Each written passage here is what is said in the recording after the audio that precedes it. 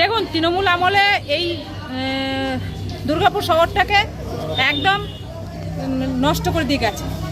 কারণ সব কিন্তু বিদেশের মাল এনেছে, চায়না মাল।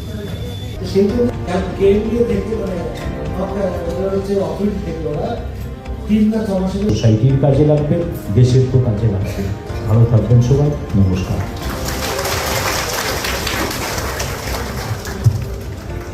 ধন্যবাদ মাননীয় প্রশান্ত মন্ডল, ডেপুটি ডিরেক্টর, জেলা শিল্প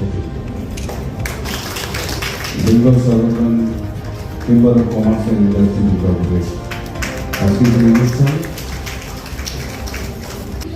দেখুন, আমাদের তো মুখ্যমন্ত্রী সমস্ত শিল্পদেরকে সহযোগিতা করার জন্য হাত বাড়িয়ে দিয়েছেন। এবার ছোট থেকে বড় হবে, ছোট মাঝারি সমস্ত শিল্পপতিদেরকে বলা আছে কাজ করার জন্য। তাতে যদি আমাদের কোনো সহযোগিতা লাগে, আমরা সম্পূর্ণভাবে তাদেরকে সহযোগিতা করব এবং তাদেরকে ছোট ছোট স্কিম নিয়ে এগিয়ে যেতে হবে।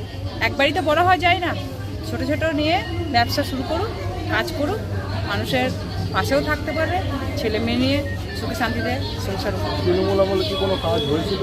দেখুন, তৃণমূল আমলে এই দুর্গাপুর শহরটাকে একদম নষ্ট করে দিয়ে গেছে। কারণ সব কিন্তু বিদেশের মাল এনেছে, চায়না মাল। যেটা আমরা জানতাম দুর্গাপুর একটা ভালো শহর, ইন্ডাস্ট্রির শহর, ছোট থেকে জেনে এসেছি।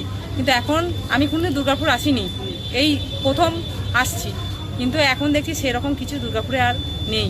তাই আমাদের মোদিজির যে স্বপ্ন, যে সুন্দর ভারত তৈরি করবে, সোনার বাংলা করবে, সেই লক্ষ্যে দেখুন ওইটা ইনকোয়ারি হচ্ছে। আমাদের ভিজিট করব, ইনকোয়ারি করে তারপরে ওখান থেকে যেটা উঠে আসবে সেটা দপ্তরে যেয়ে একটা আলোচনার সাপেক্ষে তারপর তার ব্যবস্থা নেওয়া হচ্ছে।